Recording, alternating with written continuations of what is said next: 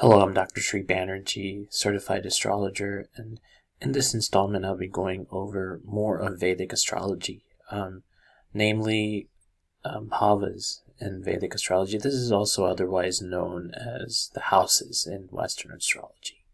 So let's go ahead and get started here. One of the first things that I wanted to share with you is some of the house categories that we'll be going over. And one of the house categories is Kendra houses. So Kendra houses are 1st, 4th, 7th, and 10th.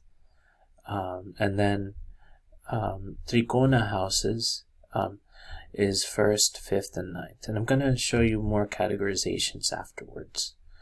And then Dusthana, Triksthana houses, these are 6th, 8th, and 12th. And then Trishadaya houses, 3rd, 6th, and 11th.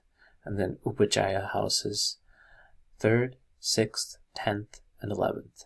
And then Marakasthana houses, 2nd, and 7th. So this is a way to categorize different types of house categories, and then I'll go over individually 5 of the actual houses or bhavas in this lecture.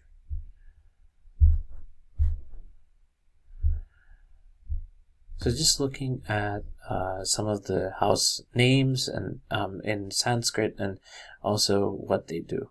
Then I'll go over the English version. If you know Western astrology, then the translation between Western and Vedic in terms of what is considered as a part of each of the houses is similar between the two disciplines. So looking at Vedic astrology, what is the first one called? It's simple. If you know the language, then it's called Pratham Bhava. And Pratham Bhava means literally first house. It's also Lagna or Dhanu Bhava. This also means self, physical body, fame, health in general. Then the second house, is Dvitiya Bhava, and that means Dhan, Kutumba Bhava, or food, family, wealth, and speech. Tritiya Bhava means third house, and this is considered Sahaja Bhava, and that's food, family, wealth, and speech. Or that was second house, I stand corrected. Younger siblings, valor, and communication is third house. Then the fourth house is Chaturtha Bhava, and Sukh and Matri Bhava. So that means mother, emotions, happiness, comforts, properties. And then Pancham Bhava, which is Santan Putra Sanchay Bhava, which means children, creativity, savings, and love. Then Shasta Bhava, that means that's the sixth house, and then that is Rog Bhava and Ariripu, which means diseases, deaths, enemies, and daily routine. And then the seventh one is Saptam Bhava, and that's also known as Kalatra Bhava, and that means spouse, partnerships, and marriage. And that's similar to what the seventh house is in Western astrology as well. So then next one is Astam Bhava, which is Ayu Mrityu Roga Bhava, which means longevity, sudden events, death, and occultism. Navam Bhava, which is Dharam, Bhagya, and Pitri Bhava. And that's longevity, sudden events, death, and occultism. That's number 8, which I said. And then number 9 is Navam Bhava, which is Dharam, Bhagya, Pitri Bhava, which is fate, teachings of a father, religion, righteous duty. Number 10, Dasam Bhava, Karma Bhava, which is career, profession, status, authority, and father. And then Ekadasha Bhava, which is the 11th house, Labha Bhava, which means gains and profits, friends, network circle, and elder siblings.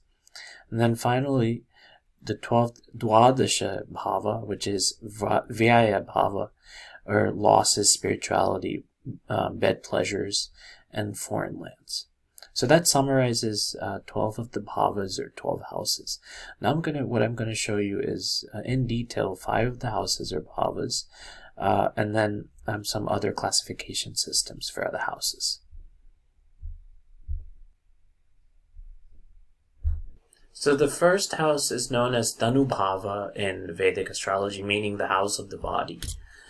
And this is because the first house is the Garaka of one's individuality, looks, sexual appeal, attraction, bodily features, and strength. It gives a clear picture of your vigor and overall health and well-being. In general, it is a outlook, window to your outlook of life, largely affects your choices and future courses of events. So then you have the second house, Dvitiya Bhava, and that's person's speech, food habits, facial parts, eyes, tongue, and teeth. And then the second house also gives details of finances, even precious stones or savings and other material goods. And then Tritiya Bhava, or third house. Majorly, the third house gives communication and rules all sorts of correspondence. How you exchange information, how you engage with people. It rules over different modes of communication too, such as telephone, media, TV, radio, postal, social media, telegraphy, and so on. Communication here can be in any form, broadcasted, written, or spoken. It is called Sahaja Bhava in Vedic astrology. One's valor and courage is there. Also native to siblings and neighbors, how you harness communication to understand, adapt to the surroundings. Third house also is intelligence level. Fourth house is more mental connections, intellect, communication. It's also not only spoken, written, but also on the subconscious level, which actually explains telepathic connections. So there's also cognition and intelligence, the thinking, processing, sharing information, and then the best one to adjust to our environment is governed by the third house. So the next part of this, all sorts of professions relating to communication for a third house and travel come upon the domain of the third house, such as media, journalism, publishing, writing, libraries, information technology, internet, and broadcasting. So then the fourth house influences education, and it's a journey from the womb to the tomb. Womb refers to the mother, mother nature, dwelling place. From where we originated, it refers to the roots. From where we grow, the place we call home. It also refers to old age, the place of rest. The ground or earth from where we grow, and we have to return one day. Thus, the full life cycle. This also includes property, house, land, cattle, real estate matters, and possessions. Everything that refers to strong ties to the native place. Of course, I've gone over mother relationship, mother heritage, family values, associations with the homeland. Overall, this is the house of domestic happiness. Again, Bandhu Bhava. The idea of home is central to the fourth house. It marks the journey of whether you built a house in brick or mortar or a home. When you can get the best of both worlds, you are at peace with yourself. The final house I'm going to be going over today is the fifth house. And the fifth house is related to self-expression, and that is what pleases you. It signifies your mental intelligence, the capability to create and innovate, bring novel ideas to old concepts, all forms of creative expression.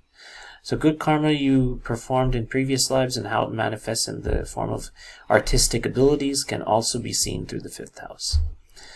And just to wrap it up, this fifth house is the house dealing with children, creativity, progeny, possibilities, conception, miscarriage, relationship with your children, and their health is all governed by fifth house.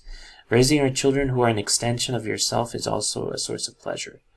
And then the fourth house relates to conventions and traditions, while fifth house is about innovation and expression. It relates to personal pleasure, then social pleasure more so, and social inclinations, then familial responsibilities. So the fifth house and all of these different bhavas are, you can see them as different phases in life, and different types of categories, which allows you to understand how to progress through the 12 houses. I hope this has provided you with some insight in Vedic astrology. Thank you for listening.